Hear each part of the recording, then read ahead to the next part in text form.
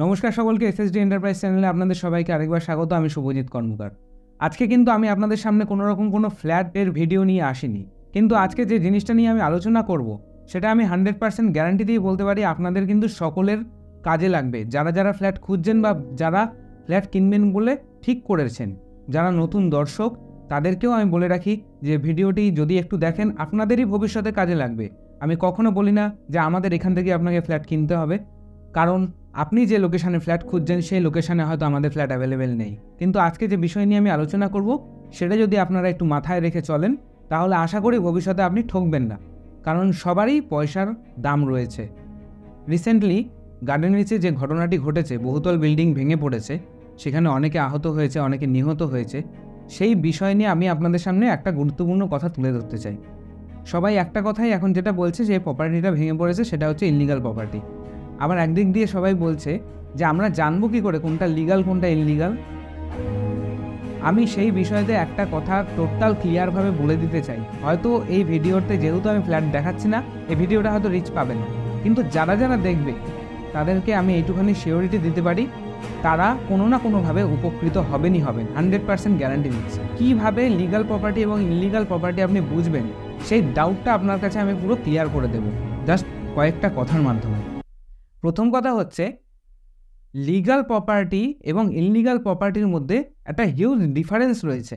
কলকাতার মতো জায়গায় 30 থেকে 24 লাখ টাকার ফ্ল্যাট আমার কাছে প্রতিনিয়ত ফোন আসে, যথারীতি কলকাতা থেকেও ফোন করে এই ভিডিও দেখে যে আমাদের এখানেতে 23 থেকে 24 লাখ টাকার ফ্ল্যাট পাওয়া যায়। তা এই ফ্ল্যাট আপনার কল্যাণীতে 44 লাখ, 42 লাখ, 25 লাখ টাকায় কি করে পাওয়া যাচ্ছে? এখানে তো দাম কম।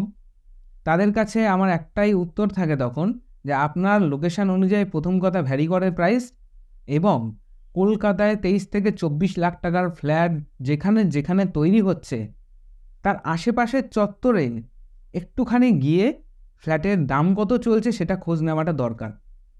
মানে বলছি, আপনি ধরুন কলকাতায় আছেন, কলকাতা একটা সিটি, সেইখানেতে 23 থেকে 24 লাখ টাকায় একটা বিল্ডিংয়ে ফ্ল্যাট বিক্রি হচ্ছে। তার কিছুটা দূরে গিয়েই আপনি দেখতে পাচ্ছেন 42 থেকে 45 লাখ টাকা, কোথাও কোথাও 60 লাখ টাকা। এবং আজকেই আমি খবরের কাগজে দেখছিলাম কলকাতায় 1 বিএইচকের দাম 25 লাখ টাকা, সেখানেতে 2 বিএইচকে 25 লাখ টাকায় কোথায় দিচ্ছে? যারা যারা এই কাজটা করছেন, যারা যারা খুঁজছেন যে আমি কলকাতার মধ্যে 22 থেকে 23 লাখ টাকার মধ্যে ফ্ল্যাট কিনবো, আর আপনারই বন্ধু আরেক জায়গায় 45 লাখ টাকার ফ্ল্যাট কিনেছে বলে তাকে গিয়ে আপনি বলবেন যে দেখ আমার ফ্ল্যাটের দাম হচ্ছে 25 লাখ টাকা, 23 লাখ টাকা, তারা কিন্তু মহা বোকামো করছেন। তার কারণ একটাই, কলকাতার যে জমির দাম বা যে অঞ্চলে যেমন জমির দাম, সেখানেতে আপনি গিয়ে আরও 4টে অ্যাপার্টমেন্টের সঙ্গে তুলনা করুন রেঞ্জটা কত চলছে। কেউ যদি বলে যে আমার এই রেঞ্জ চলছে, 2 বিএইচকের দাম চলছে আমার 30 লাখ টাকা, তার পাশে কটা অ্যাপার্টমেন্ট পরেই আরেকটা অ্যাপার্টমেন্টের লোক বলছে আমার 2 বিএইচকের দাম চলছে 23 লাখ টাকা। কতটা হিউজ ডিফারেন্স, এটা কেউ করতে পারবে না। কারণ একটা প্রপার্টি দাঁড় করাতে গেলে সেখানে মিনিমাম 1 থেকে 1.5 কোটি টাকা খরচ হয়, প্লাস জমিটা কিনতে হয় তাকে। জমি কিনতে গেলে একটা হিউজ অ্যামাউন্ট দিয়ে দিতে হয় যে মালিক রয়েছে তাকে। সুতরাং এই অ্যামাউন্টটা অ্যাডজাস্ট হবে কি করে? সবাই একটা কথা ভাবে যে আপনাদের প্রমোটার অনেক বেশি লাভ করে, কখনো না। তার কারণ এটা বড় প্রমোটার থেকে শুরু করে ছোট প্রমোটার সবার এক নিয়ম। ধরুন একটা বিল্ডিংয়ে 12টা ফ্ল্যাট রয়েছে, সেই 12টা ফ্ল্যাট বেচে তবে গিয়ে প্রমোটার লাভ করে। সেই 12টার মধ্যে যদি 9টা ফ্ল্যাট বেচে, প্রমোটারের লাভ হয় না সেখানে। লাস্টে গিয়ে যে কটা ফ্ল্যাট থাকে, ধরুন 3টে ফ্ল্যাট অবশিষ্ট রয়েছে, সেই 3টে ফ্ল্যাট বিক্রি করে হয়তো তার কাছে একটা অ্যামাউন্ট আসে, সেটাকে বলা হয় প্রফিট। আদারওয়াইজ যদি কোনো বিল্ডিংয়ে ধরুন ফ্ল্যাট বুকিং চলছে, প্রথম থেকেই বুকিং চলছে, সেখানেতে বিল্ডার কোনো রকম কোনো প্রফিট করে না। প্রফিট তখনই হয় যখন টোটাল বিল্ডিংটা সোল্ড আউট হয়ে যায়। এই জিনিসটা মাথায় রেখে চলবেন। আর একটা কথা, এবার আসি কোনটা লিগাল কনস্ট্রাকশন কোনটা ইনলিগাল কনস্ট্রাকশন। আপাতত আপনি এটা বুঝে গেলেন যে আপনার এরিয়ার মধ্যে ধরুন 2 বিএইচকে আপনি একটা দেখেছেন 750 স্কোয়ার ফিট, সেখানে শুনছেন 2 বিএইচকের দাম কলকাতার মধ্যে 23 লাখ টাকা। তার পাশের বিল্ডিংয়ে ধরুন 750 স্কোয়ার ফিট আপনি পেলেন না, কিন্তু 2 বিএইচকে হয়তো 800 স্কোয়ার ফিট পেলেন, সেইখানে দাম বলছে 30 লাখ টাকা। কোথায় 23 লাখ টাকা, কোথায় 30 লাখ টাকা জাস্ট ফর 50 স্কোয়ার ফিটের জন্য, এটা সম্ভব নয়। সেখানে হয়তো দাম উঠতে পারতো 26 লাখ টাকায়, কিন্তু সেই প্রমোটার কেন 30 লাখ টাকায় বিক্রি করছে?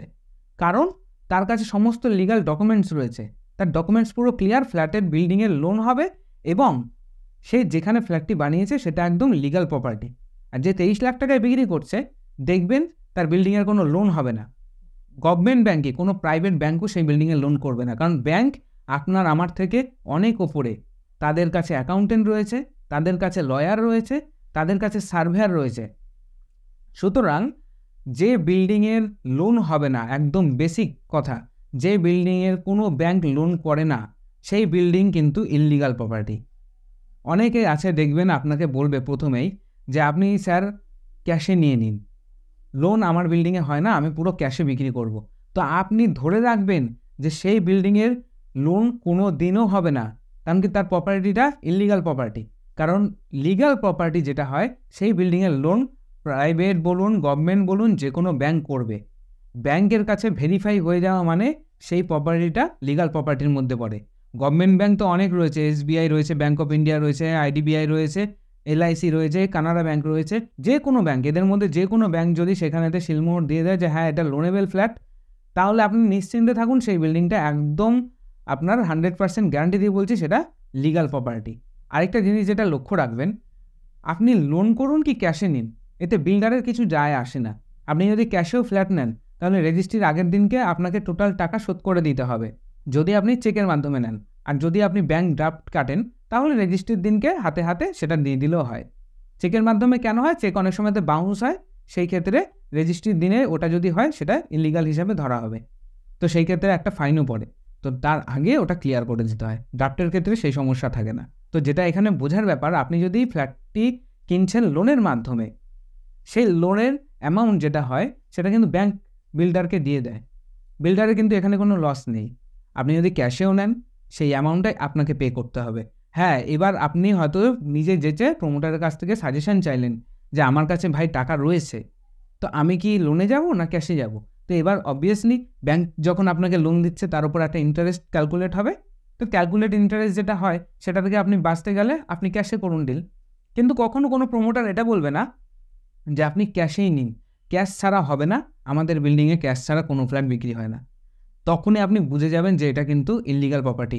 আর যে বিল্ডার বলবে যে আপনি লোনে যান, ক্যাশে যান, এটা সম্পূর্ণ আপনার ব্যক্তিগত ব্যাপার।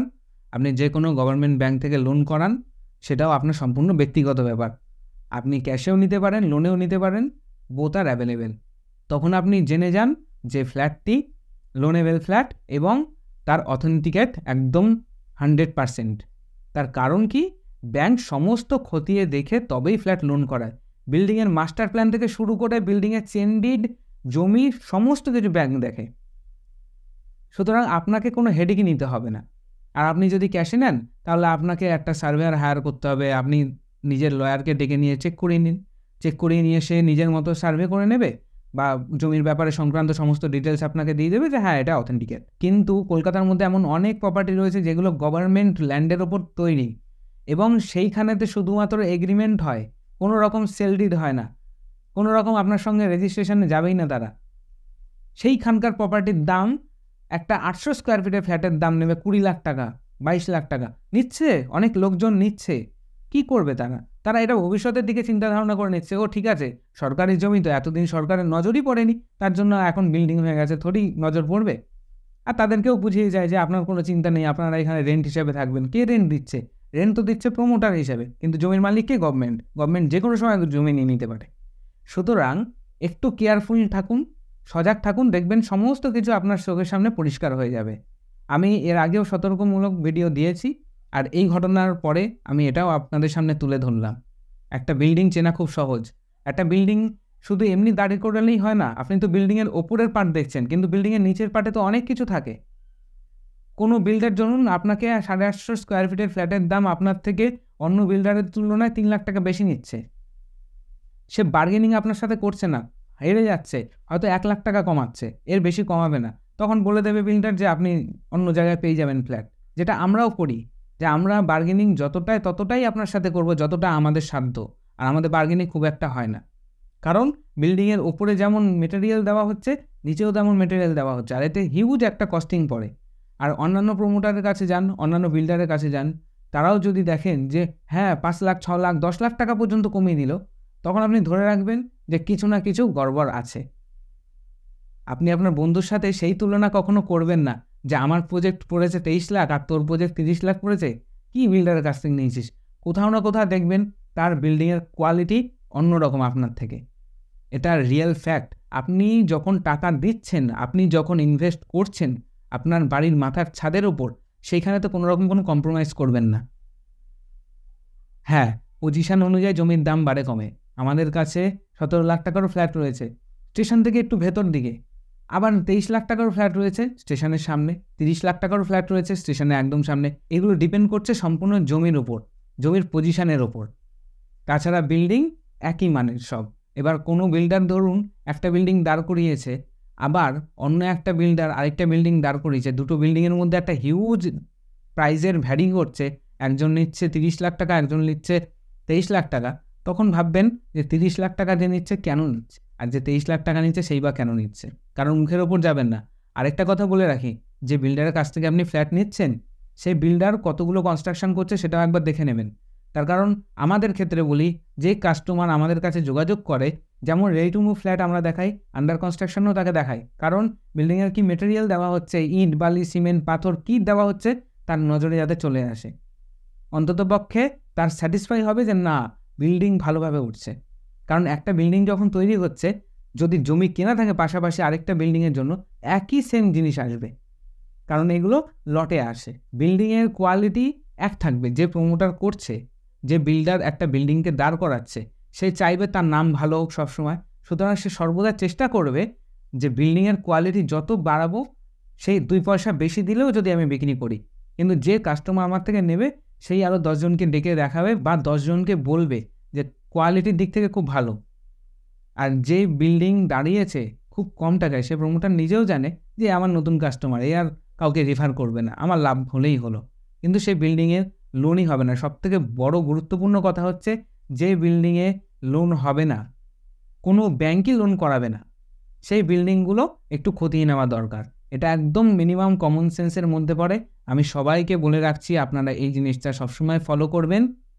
যে কোনো গভর্নমেন্ট রেজিস্টার ব্যাংক সেই বিল্ডিংয়ের থেকে যদি লোন হয়ে যায়, তাহলে ভাববেন বিল্ডিংটি একদম অরিজিনাল রয়েছে, তার পেপারস অথেন্টিকেট রয়েছে। নয়তো আপনি নিজে যদি ক্যাশে নেন, তাহলে সার্চিং করিয়ে নেবেন। আশা করি আপনারা সকলে বুঝতে পেরেছেন। ভালো থাকবেন, সুস্থ থাকবেন। আগামী দিনে যখনই কোনো বিল্ডিং কিনবেন বা কেনার চিন্তাভাবনা যারা করছেন, তারা কাইন্ডলি এই জিনিসগুলো, ছোটো ছোটো জিনিসগুলো মাথায় রাখবেন। যদি বিল্ডার বলে হ্যাঁ ফ্ল্যাটগুলো সব লোনেবেল, তাহলে আপনি নিশ্চিন্তে থাকুন, বিল্ডিংটি অথেন্টিকেট। আর যদি বিল্ডার বলে যে না, আপনাকে ক্যাশেই কিনতে হবে, তাহলে ধরে রাখুন যে বিল্ডিংয়ের মধ্যে কিছু না কিছু গড়বড় রয়েছে। ভালো থাকবেন, সুস্থ থাকবেন।